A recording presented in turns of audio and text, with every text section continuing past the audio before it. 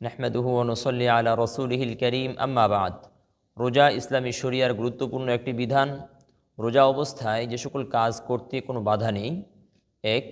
রোজা অবস্থায় অজু ছাড়াও কুলি করা ও নাকে পানি দেওয়া যাবে। ২. রোজা অবস্থায় শরীর শীতল করার জন্যে গোসল করা যাবে। ৩.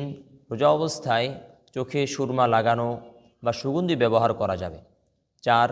রোজা অবস্থায় প্রয়োজনে খাবারের স্বাদ পরীক্ষা করা অথবা বাচ্চাদের জন্য খাবার চিবিয়ে দেওয়া যাবে, তবে সতর্ক থাকতে হবে যাতে খাবারের স্বাদ গলার ভেতর চলে না যায়। ইবনু আবি শাইবা রাহিমাহুল্লাহ মুসান্নাফ গ্রন্থে উল্লেখ করেছেন, আবদুল্লাহ বিন আব্বাস রাদিয়াল্লাহু তাআলা আনহুমা বলেন যে রোজা অবস্থায় সিরকা কিংবা খাবারের স্বাদ পরীক্ষা করা যেতে পারে, তবে লক্ষ্য রাখতে হবে খাবারের স্বাদ যেন গলার ভেতর চলে না যায়। ৫. রোজা অবস্থায় 5.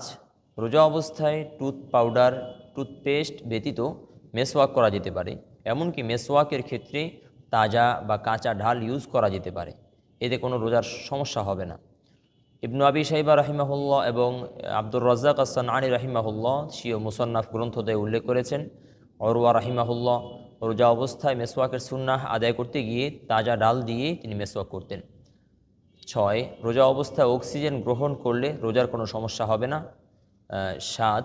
রোজা অবস্থায় রক্ত দিলে কিংবা রক্ত গ্রহণ করলে, অর্থাৎ রক্ত দেয়া নেয়া দুটি করা যাবে, এতে রোজার কোনো সমস্যা হবে না। আল্লাহ তাআলা আমাদেরকে বিষয়গুলো স্পষ্টভাবে জানার তৌফিক দান করেন। আমিন।